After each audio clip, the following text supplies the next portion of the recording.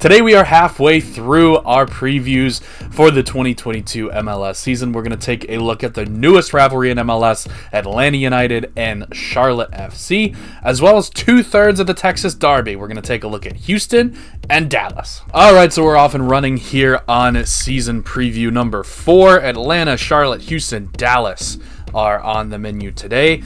First, we're going to take a look at Atlanta. Now, a few names coming off the books in Atlanta, but they still have a ton of depth. I expect them to be one of the best teams in the Eastern Conference this year, challenge for that supporter shield.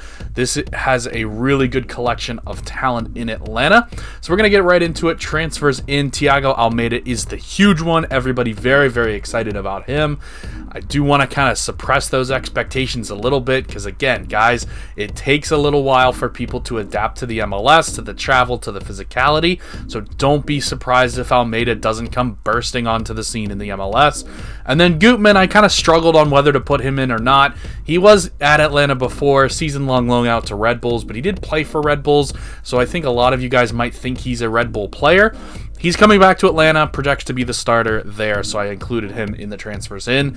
Transfers out, they do lose a ton of talent. This was a very, very deep team last year, had a ton of injuries. Hopefully they can stay a little bit more healthy this year, but they lose George Bello. They lose Anton Walks to a team we're going to talk about a little bit later on. Franco Escobar's gone. Alec Khan is gone. And the big one is Ezequiel Barco, who was sold to make room for Thiago Almeida. Key youngster is, of course, Thiago Almeida. Again, I don't want to put huge expectations on him because he's got a big price tag. He's got some of the highest expectations in MLS history, but it will take just about everybody a year, even 6 months to get used to the league, get used to the travel, and really start to show the kind of quality player that I expect him to be for Atlanta. It took Barco quite a while to get going. Biggest loser here, I think maybe Franco Ibarra. Tough to see what Atlanta's going to do in the midfield. They didn't have all of their options healthy last year when Pineda got into the coaching role, so it's tough to know who his favorites are, who he likes, who he doesn't like. In my projection, I'm projecting Ibarra to not make the team. You could also make an argument for Rossetto to be in the biggest loser category here.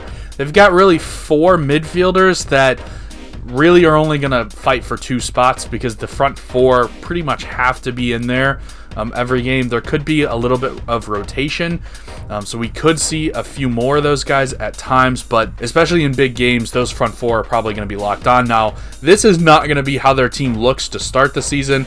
I think they have a bunch of injuries here. Hindman, we're not sure if he's going to go. Moreno, I think, is gone. Franco, I think, is suspended. This is not how the lineup is going to shake out for Atlanta on opening day.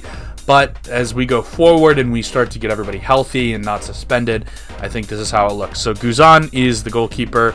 Miles Robinson and Franco are pretty nailed on there. Lennon and Gutman will be the fullbacks. Sosa and Hinman will hold. And Almeida will play kind of a number 10. Moreno on the left, Araujo on the right, and Joseph Martinez up top. We'll see if he can get back to his form. As I said, a ton of talent on this Atlanta team. They didn't bring in a whole lot of guys, but they just had a bunch of talent already. So even though they do lose a few pieces, they still have got a significant amount of talent on this team. And if they can put it all together, this could be one of the better teams in the league. Brad Guzan still going strong at 37. He'll be 38 by the end of the year. Miles Robinson, Alan Franco. Campbell will get some time as a youngster.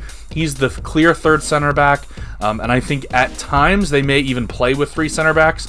So I think you will see George Campbell have a nice season, get some good minutes. Gutman is the pretty clear left back, and Brooks Lennon is the clear right back.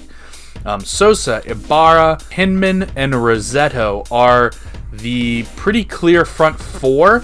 Ozzy Alonso is also a nice little piece here that they can kind of plug and play. So I think that's a really solid midfield. They shouldn't get kind of barged out at all. You would think really with that many good quality center mids, they would play more of a 4-3-3, try to get 3 of them on the field. But I just don't know who you leave off up top if you're going to go that route. Maybe Marcelino Moreno slides back and they play like a 4-3-3 with Moreno kind of in a midfield role but still going forward. I don't know how they go about this. I think it'll look more like a 4-2-3-1, and I would put Almeida as the number 10. I would slide Moreno out to the left. He played out left a lot last year. Araujo on the right for sure, and then Joseph Martinez up front. The one thing I will say about Atlanta, they did get rid of a ton of pieces, so the depth this year is not quite as good as we maybe would have expected in the past. Jurgen Damm is not in anybody's plans. Wolf is still young. Machop Chol, I don't think he's really all that good. Eric Lopez is gone, I believe. Jackson Conway's still young. So up top, there really is not a whole lot of depth. If some of these guys start to go down, you might have to see a little formation change, and that's where some of these midfielders might get some action. Next up on our list is Charlotte, the new guys on the block. Charlotte comes into this season with everybody transferring in because they didn't have a team last year. So, yeah, I'm not sure. I didn't want to just type out everybody on the roster's names. So there it is. It's a whole new team, guys. Transfers out. They've actually already sold a player, Riley McGree. They flipped a profit on him before they've even played a game, which is some incredible business if you ask me. Key youngster. And they just don't have, I mean, they're obviously starting their academy, so they don't really have any really significant youngsters. The number 1 overall pick in the draft, Ben Bender, is a guy that I am a little bit excited about, so he should get some time this year potentially. Still, I believe, just 20 years old, so he is a youngster, but not really someone that I'm super, super high on. Biggest loser, it's tough to find a biggest loser because all of these guys were brought in for a specific role, whether they were to be a backup center back, a starting right back, whatever it is. The team was built this season with that specific role in mind, so it's kind of difficult to see any real big controversies. I think the biggest battle for time is between Jalen Lindsey and Harrison Offal. I like Jalen Lindsey quite a bit. He's been very, very good, just kind of been injured a little bit. So I think Harrison Offal is probably the biggest loser on this team. I don't think he ends up as a starter if Lindsey is healthy. Going through the starters, best 11, Galena, Watson, Caruso in the middle. Mora, I think, gets the left back role more often than not. He's a solid, capable MLS starter. I've known him from his time in DC. He's a decent player, nothing special, nothing horrific. They do have Christian Fuchs on the roster who plays the same position, but I don't expect Christian Fuchs, the 36-year-old, to make a huge impact. I think he's more there to sell tickets and be a leadership presence in the locker room for the first season. Lindsey at right back. I'm sliding McCoon up into defensive mid, so I'm going to have him hold without Alcever. That way I can get Caruso onto this team because I really don't like any of the midfielders for Charlotte. So we're going to have McCoon and Alcever hold. We're going to have Franco and Mello, Swiderski, and Ortiz as the front 4. So again, we'll take a look at the roster here. Not a lot of depth on the roster. They do have Cisniega, who has started in the past at goalkeeper, and I love me some George Marks. When he comes out, I'm going to buy his card for sure. Went to my favorite school, which is Clemson, and he was a monster last year when Clemson won the national championship in college soccer. McCoon here listed as a center back, but he has played further forward. I think he'll play in the midfield for this team. Watson, Caruso, Sobosinski. I don't know how to say his name, but he's a decent quality player. Decent third center back in a pinch. Mora and Fuchs, and Armour's actually not a horrible player either. Lindsey and Offal, so they've got some nice pieces in the back. Nothing super special though, in my opinion. Walk's probably the best defender that they've got, and then like I said in the midfield, just nothing really that gets me excited. Alcever is probably someone that they're going to have to rely on. Alan Franco has come in for a decent amount of money. I mentioned Ben Bender earlier. He will probably get some time.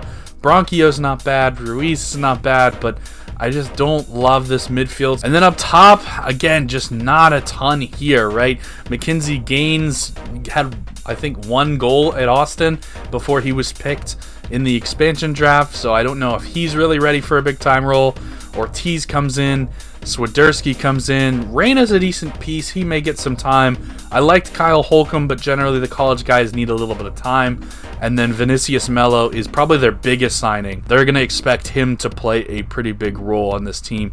He'll play out wide left, I believe. Next up is the Texas Derby teams. We're going to take 2 of the 3 in this week, and then we'll take a look at Austin a little bit later on. But the original 2 Texas Derby teams. First off is Houston. So they bring bring in Sebastian Ferreira, which is a nice little signing, just not anywhere near enough in my opinion. Steve Clark comes in, okay goalkeeper, he'll be the starter, we assume, in Houston. Transfers out, Christian Ramirez, Ariel Lassiter, and Maxi Rudy. Not really losing a whole lot, but for a team that wasn't very good last year, they kind of needed to do a little bit more. They have some new ownership in there. They did spend on Ferreira, which they don't normally spend on players, so that's a good sign moving forward, but I think it's going to take maybe another year for Houston to really start trying to put the pedal to the metal and becoming a playoff team. Key youngster, again, this team doesn't have any youngsters on the team. Griffin Dorsey is I guess, the best youngster. He's 22, though, not really what I would consider a full-on youngster, but he will probably play a pretty significant role on this team, and he's the youngest starter they have, honestly. Biggest loser, I think, Memo Rodriguez. Don't know that there's a place in the squad for him. Former Mexican international player, I believe. Best 11, so we have Steve Clark. I'm going to put Parker in here. To me, Parker's a really big leadership presence, and I think they want him on the field. Hadibi, I think, gets the start. Lundqvist at the left back. Valentin on the right side. Vera and Corona will be the two holding midfielders. Quintero will be the number 10.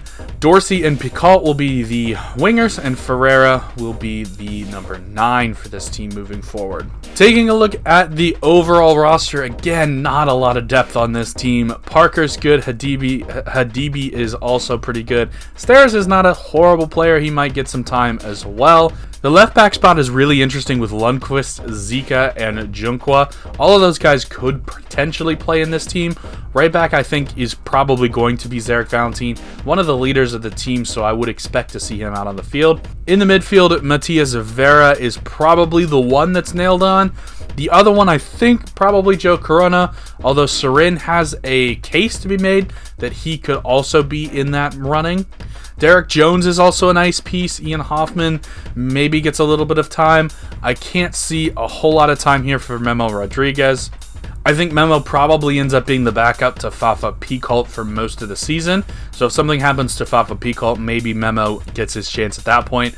Thor Larfson is an interesting player. Again, a college guy, so it'll probably take a couple of years, but somebody to keep an eye on for the future. Fafa Picault's probably the most dangerous player on this team. Dorsey had a really good season coming over from Toronto last year.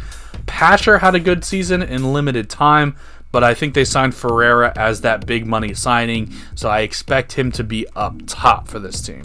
And finally, we have a team that a lot of people think had one of the best transfer windows. I don't think it was purely great. I think there were some mistakes made as well, but certainly they were very, very busy in the transfer window, so we have a lot to go over with Dallas here. The big move here is Velasco. I'm really excited to see him come in and get his feet wet in MLS. They get a big trade, a league record trade for Paul Arriola. They trade Farfan and Hollingshead straight up. That's a very interesting trade. Not sure why they did that. I like Hollingshead better than Farfan, but Farfan does slot in as the full-time left back on this team. So it is a nice upgrade for Farfan, moving from LAFC with a lot of competition to now Dallas. He's probably the pure starter. They bring in Nanu, which is a really nice signing. They bring in Pies, which we'll go over a little bit with the goalkeeper situation. And then their transfer in of Dom Dwyer. He lasted about 15 minutes in Dallas before he was cut. But, you know, put him on the list. What the heck? Transfers out some guy named Pepe or Pepsi or something. Never really heard of him.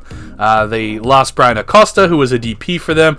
So a little bit, I mean, he wasn't very good for Dallas, but he does have talent, so just something to keep in mind there. Again, we went over the Hollingshead for Farfan trade, and then Brezan is still without a team, so still waiting to see where he ends up, but he doesn't seem like he's coming back to Dallas. Key youngster, there's a couple different guys you can go with. You could go with Severina in this position. You could go with Pamigal. Ferreira, I think, is already kind of broken out. A lot of people know Ferreira. You could really even stretch it into Velasco. But in this case, I think I'm going to go with Paxton Pamigal. Again, Velasco, it might take a year. It might take 6 months.